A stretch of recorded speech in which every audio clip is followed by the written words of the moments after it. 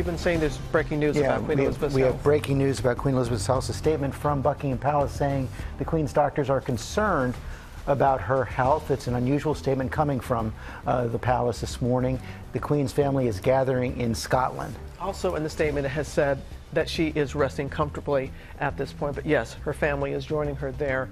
And we're going to join Maggie Ruley right now, who is in Scotland and has more details for us. Good morning again, Maggie.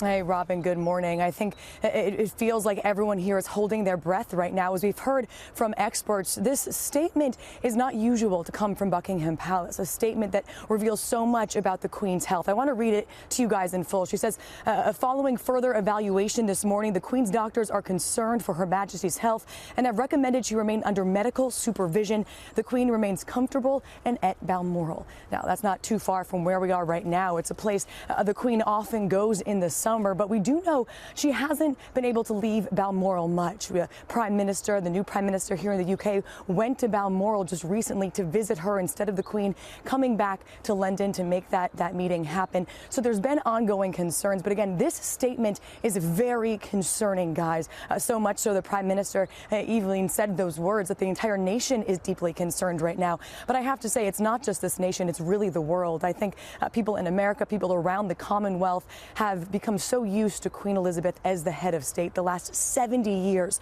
So to get this kind of information about her health, it's shocking, it's surprising, and we're all just waiting to see what happens next. Guys. And I agree with you, Maggie. It's definitely the world is concerned. And let's bring in our ABC News contributor, Robert Jobson, with what the palace has said.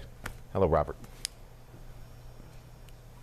Well, yeah, I'm concerned too. Obviously, the language in that statement that Maggie was reading is worrying, because the doctors don't normally get involved in terms of how the level of the medical treatment. But saying that they are concerned is worrying, because normally the palace would say that the Queen was simply resting or she was cancelling engagements along those lines. The fact I'm hearing that members of the royal family, such as the Prince of Wales, who was at Dumfries House, also in Scotland yesterday, has travelled up to Balmoral now to be with his mother. Other members of the family are with the Queen at Balmoral. They would be anyway. It is their annual holiday, so a lot of them are there anyway. Waiting to see really if Prince William makes the journey north of the border, and I think that will be quite telling. It's worrying times, but as you say, she's in the best possible care with the doctors around her. They will be making sure that she's comfortable and monitored, and there's enough of the technology and things that they require at Balmoral for that to happen. So I'm sure everybody is wishing the Queen well, but obviously we have to be prepared. Robert, what more do we know about what kind of health challenges the Queen has been facing and how she's being treated?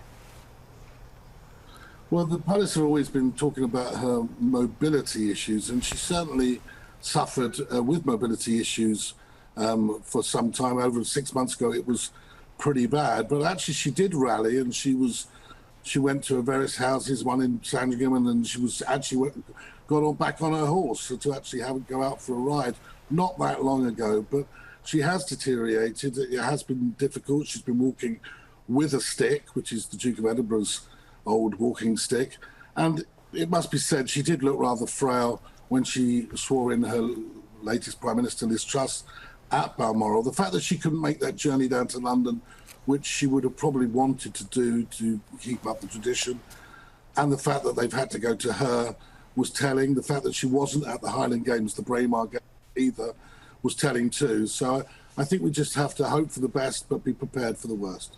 All right, Robert Jobson, thank you so much.